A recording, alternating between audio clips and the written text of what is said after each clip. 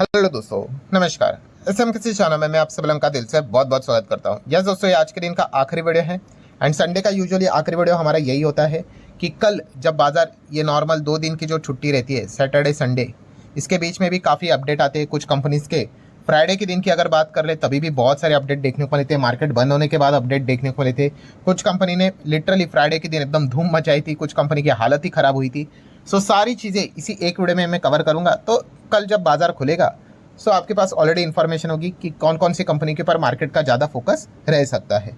सो चलो स्टार्ट करते, बट उससे पहले इन 2 चैनल्स को आज ज़रूर विजिट करना, क्योंकि पहले तो फ्री स्टॉक मार्केट क्लासेस इस चैनल के ऊपर एक बहुत ही इंपॉर्टेंट लेक्चर अपलोड हो चुका है। जो लोग कह रहे हैं कि सर अभी अगले 5 साल तक बाजार चलेगा नहीं, 0% रिटर्न्स बनेंगे, क्या इतिहास रिपीट होगा? सो इस टॉपिक को देखना चाहते हो तो ये वाला वीडियो देख सकते हो, लिंक मैंने ऊपर आई बटन पे दिया है। और let's learn stock market and finance इस चैनल के ऊपर आपका एक और इंपॉर्टेंट टॉपिक मैंने कवर किया है कि स्टॉप लॉस को लेकर, कि ट्रेडिंग करते हो इंट्राडे, एफएनओ, स्विंग, तो उसके लिए stop loss and long term investor के लिए क्या स्टॉप लॉस होना चाहिए। सो ये वाला वीडियो भी आप देख सकते हो, इसका लिंक भी मैंने ऊपर आई बटन पे देके रखा हुआ है। सो स्टार्ट करेंगे। सबसे पहले तो बाजार हमारा कैसा चलेगा वो देखने वाली बात है। फ्राइडे के दिन आरबीआई के रेट कट के चलते एक अच्छा माहौल देखने को मिला था, डिसेंट माहौल था। एंड अमेरिकन मार्केट में भी देखा गया तो कोई खास मतलब तेजी तो नहीं, बट मंदी तो नहीं था, हरा रंग देखने को मिला था। नेक्स्ट अगर बात करें तो अगेन काइंस टेक्नोलॉजी के ऊपर हर किसी का फोकस रहेगा, बिकॉज जबरदस्त गिरते हुए देखने को मिला है। फ्राइडे के दिन भी 13% गिरा था, आप सभी लोगों को पता ही है, 8 महीने के लोअर लेवल पे आ गया। ब्रोकरेजेस ने भी कॉशन मतलब सावधानी बरतने की बात कर दी। टॉप लेवल से देखा गया तो ऑलमोस्ट 43% तक नीचे यहाँ पे आते हुए देखने को मिल चुका है। कंपनी ने अपने साइड से क्लैरिफिकेशन दे दिया। कोटक ने जो 6 पॉइंट्स कवर किए थे कि उनको कहाँ पे गड़बड़ी लगती है वो कंपनी ने बता दिया। एंड देन उसके बाद कॉन कॉल की अगर बात कर रहे हो उससे रिलेटेड सारी चीज़ें अभी हमारे सामने आते हुए देखने को मिली है। अगेन अब देखने वाली बात है कि इस चीज़ को लेकर काइंस टेक्नोलॉजी में कल क्या यहाँ पे होता है। ऑलरेडी बहुत ज़बरदस्त तगड़ी गिरावट तो देखने को यहाँ पे मिल चुकी है। देन अगर हम लोग बात करें रेलटेल यहाँ पे कल के दिन बहुत सारे लोगों के फोकस में रहेगा, बिकॉज कंपनी को 14.5 करोड़ के आसपास ऑर्डर मिलते हुए देखने को यहाँ पे मिल चुका है मिनिस्ट्री ऑफ एक्सटर्नल अफेयर्स के द्वारा। देन दोस्तों आगे बढ़ेंगे तो पूरा यहाँ पे एयरपोर्ट केओस मचा के रखा हुआ है इन सभी ने, आप सभी लोगों को पता है। InterGlobe aviation, Indigo, yes Indigo के अगर हम लोग बात कर ले ऑलरेडी इनका शेयर भी लगातार नीचे जा रहा है, इसमें कोई रॉकेट साइंस की तो ज़रूरत है नहीं। प्लस उसी के साथ साथ इनके ऊपर सरकार बहुत बड़ी पेनाल्टी भी लगा सकती है, फाइनेंशियल पेनाल्टी, इसकी भी बातें सामने फिलहाल तो आते हुए देखने को मिल रही है। देन उसी के साथ साथ इंडिगो का काम अभी भी जारी है, ख़त्म नहीं हुआ है। उन्होंने बताया है कि शायद से 10 दिसंबर तक एक्सपेक्ट किया जा रहा है कि शायद से चीज़ें स्टेबलाइज हो जाए, नॉर्मलाइज हो जाए। देन अगर हम लोग यहाँ पे बात कर ले तो नो डाउट अभी इसको लेकर भी रिपोर्ट्स निकलेंगी, इनके अर्निंग एस्टिमेट्स कट तो यहाँ पे हो ही जाएंगे। इतना सारा कैंसिलेशन है, रिफंड देना पड़ सकता है यहाँ पे। देन बहुत कुछ चीज़ें हम लोग को देखने को मिलने वाली है। ठीक है, कंपनी के सीईओ अब तो टाटा बाय बाय ही बोलना पड़ेगा, इसमें अभी क्या ही मतलब शक की गुंजाइश तो यहाँ पे है नहीं। सो इस चीज़ के चलते इंटरग्लोब एविएशन फोकस में रहेगा। अब इंडिगो की हालत खराब, तो स्पाइस जेट ने मौके के ऊपर चौका मार दिया, आप सभी लोगों को पता ही है। स्पाइस जेट की अगर बात कर ले उन्होंने तो इंडिगो के मज़े भी ले लिए। पीस इन कैओस करके आप सभी लोगों ने देखा भी होगा, इनका वीडियो पोस्ट भी देखी होगी, क्योंकि इंडिगो की हालत ख़राब है। और इसी चीज़ में स्पाइस जेट यहाँ पे हम लोग को अच्छा खासा ऑपरेट करते हुए देखने को मिला, बिकॉज इन्होंने पहले से रूल्स रेगुलेशन को फॉलो यहाँ पे किया था। इसी चीज़ को लेकर स्पाइस जेट ने एडिशनल फ्लाइट्स यहाँ पे डालना स्टार्ट कर दिए। 100+ नए फ्लाइट्स इन्होंने यहाँ पे ऐड करना यहाँ पे स्टार्ट किए, क्योंकि भाई बोलते हैं ना अपॉर्चुनिटी क्रिएट हुई है तो वो ग्रैब करेंगे ही।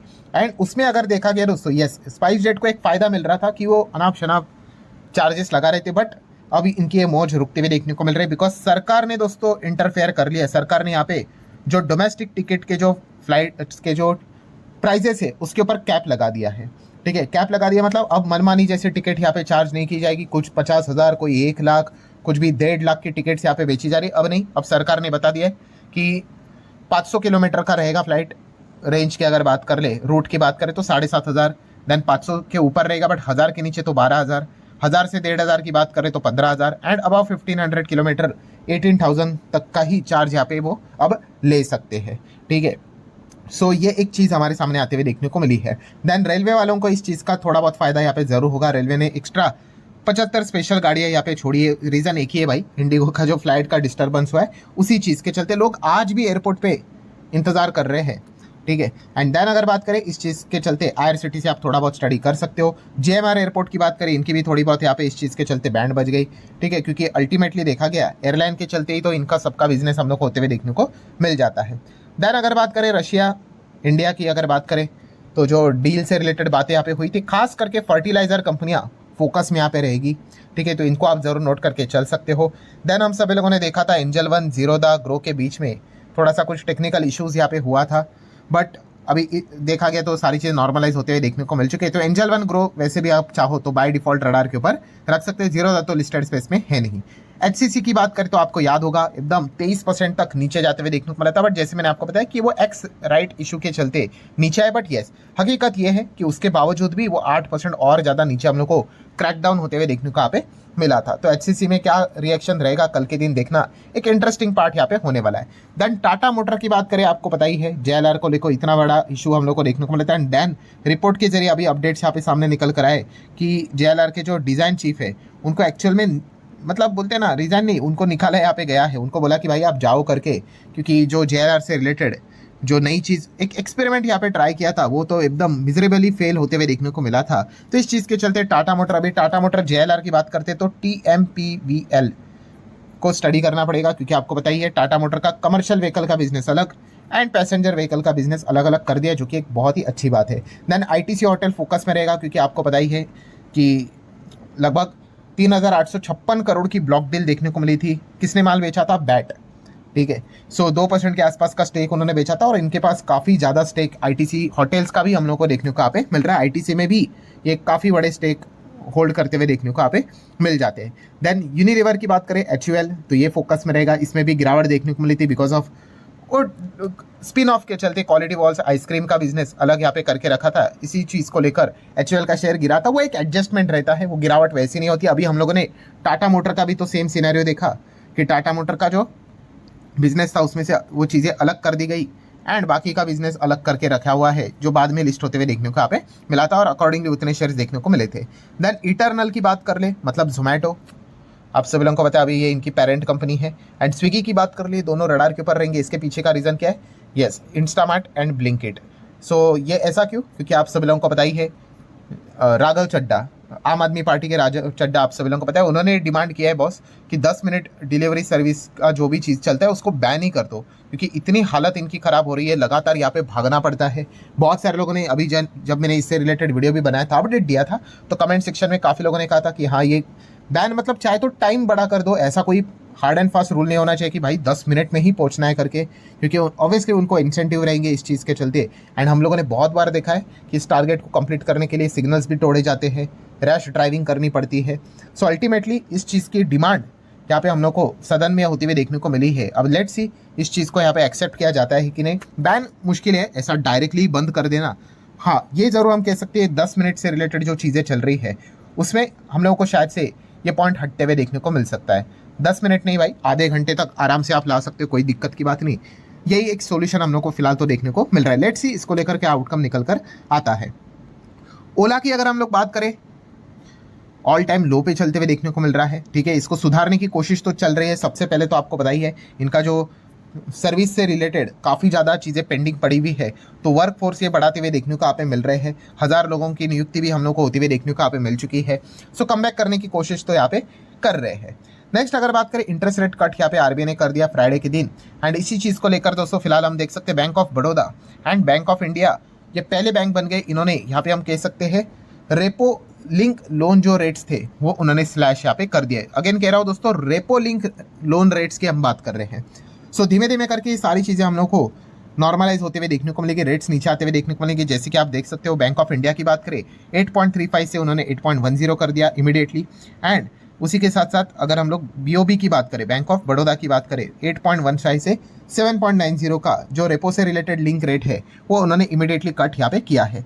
देन बात करें दोस्तों तो टाटा ग्रुप में अभी आप सभी लोगों को यहाँ पे पता ही है कि जो नोएल टाटा हम लोग को देखने को मिल रहा है, अब वो टाटा ग्रुप के largest Tata family stakeholders यहाँ पे बन चुके हैं। पहले ये किताब मतलब हम कह सकते हैं स्टेक किसके नाम पे था? सबसे ज़्यादा पहले रतन टाटा जी के नाम पे ऊपर था, जहाँ पे हम कह सकते हैं रतन टाटा जी पहले 0.83% स्टेक यहाँ पे होल्ड करते थे। बट अब हम यहाँ पे कह सकते हैं नोएल टाटा है उनका स्टेक रतन टाटा जी से भी ज़्यादा यहाँ पे हो चुका है, 1% के ऊपर वो जाते हुए देखने को यहाँ पे मिल रहे हैं। ठीक है, नो डाउट हम यहाँ पे कह सकते हैं वो शेयर्स ट्रांसफर अभी होते हुए देखने को यहाँ पे मिल चुके हैं।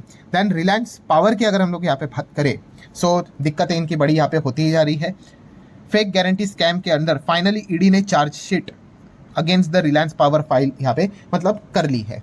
सो आर पावर इस चीज़ के चलते ठीक है दोस्तों, अभी हम लोग यहाँ पे आखिरी टॉपिक की बात करने वाले हैं, कौन सा, चाइना एंड जापान। यस दोस्तों, चाइना एंड जापान के बीच में टेंशन लगातार बढ़ते ही जा रहा है। हर कोई अपने अपने साइड से क्लेम करते जा रहा है, और जो क्लेम कर रहे हैं दोस्तों वो बिल्कुल भी किसी एंगल से अच्छे क्लेम नहीं है। मतलब अभी आज ही के दिन की अगर बात कर ले तो जापान ने एक बात कही है कि चाइना ने एम किया है military radar at its fighter jet, जो जापान का फाइटर जेट है उसके ओर। यस, आप यहाँ पे देख सकते हो अलग अलग आर्टिकल्स में आपको पूरा सारी जगह पे दुनिया पे यही न्यूज़ कवर होते हुए देखने को मिल रहा है कि China fighter jet locked radar on Japanese aircraft, ये क्लेम किया है जापान ने। और रिसेंटली हम लोगों ने देखा था कि इनके बीच में तनातनी इतनी बढ़ क्यों रही है। यस, उसके पीछे का रीज़न था ताइवान को लेकर। ताइवान को लेकर हम कह सकते हैं जापान ने एक स्टेटमेंट दिया था, एंड उसके बाद चाइना एकदम ही आग बबूला होते हुए देखने को यहाँ पे मिला था। और उसके बाद हम यहाँ पे कह सकते हैं दोस्तों कि वर्बल जो चीज़ें हैं वो काफ़ी ख़राब हम लोगों को होती हुई देखने को यहाँ पे